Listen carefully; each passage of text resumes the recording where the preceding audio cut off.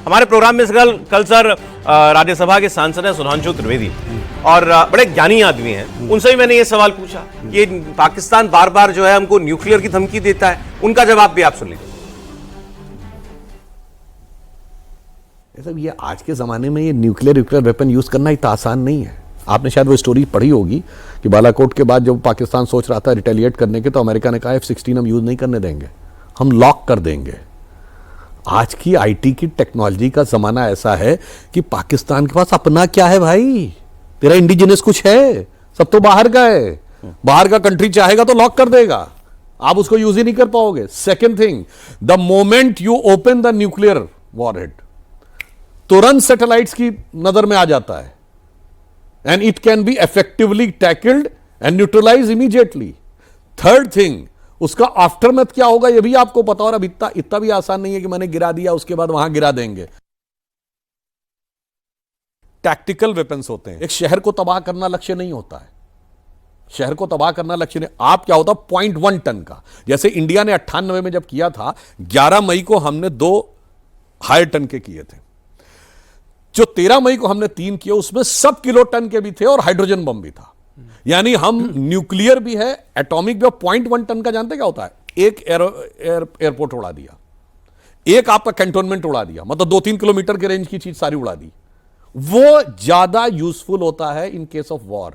उसकी प्रिसिजन की कैपेसिटी हमारे पास है, उनके पास नहीं। इसलिए अव्वल तो वो उसके बारे में सोचेंगे नहीं, सोचेंगे तो उसके बहुत सारे काउंटर मैकेनिज्म अपने पास हैं। तो ये जो टैक्टिकल लड़ाई वाली बात है, ये कन्वेंशनल लड़ाई के बाद यहां तक पहुंचते हैं। और दुनिया में कोई नहीं चाहता कि न्यूक्लियर वॉर। जब बताइए रशिया यूक्रेन में, फिर रशिया अपने सैनिकों को क्यों मरने दे रहा है? ठीक बात है, कर दे फट से 1 मिनट में, इट्स नॉट पॉसिबल। सर फिर अभी कोई सुनने वाला सोच रहा होगा कि फिर इसका ये हथियार है क्यों हमारे पास? देखिए, इसमें कोई शक नहीं है कि पाकिस्तान की एक स्ट्रेटेजी रही है कि टेरर भेजो, और जैसे हिंदुस्तान एक्शन करता है तो मैं बोलूँगा जी मेरे पास न्यूक्लियर वेपन है मेरे पास, तो इसलिए आप कुछ नहीं कर पाएंगे। लेकिन इस चीज़ का जवाब हमने बालाकोट में भी दे दिया। सुधांशु त्रिवेदी जी से आपने सुन लिया जो वो कह रहे थे, और मैं 2 चीज़ें और आपको केंद्रित कर देता हूँ इसके ऊपर। तकरीबन 6-7 साल पहले हम बोल रहे थे यार हम शांत देश हैं, हम न्यूक्लियर वेपन इतने नहीं बनाते। उस समय पाकिस्तान के पास न्यूक्लियर हथियारों की तादाद हमसे ज़्यादा थी। आज की सिपरी रिपोर्ट के मुताबिक भारत ने कहीं ज़्यादा पाकिस्तान से बना दिए हैं। यानी कि इन 5-6 सालों में हमने इसके ऊपर काफ़ी काम किया है, और ये मैं नहीं कह रहा हूँ, सिपरी की रिपोर्ट कह रही है। और उसके मुताबिक हमने उसके जो ये बार बार ये जो न्यूक्लियर वेपन के पीछे छुपने की आदत जो है, और ये जो न्यूक्लियर ब्लैकमेलिंग की आदत है, इसी को करारा जवाब देने के लिए हमने उससे न्यूक्लियर वेपन भी ज़्यादा बढ़ा दिए हैं।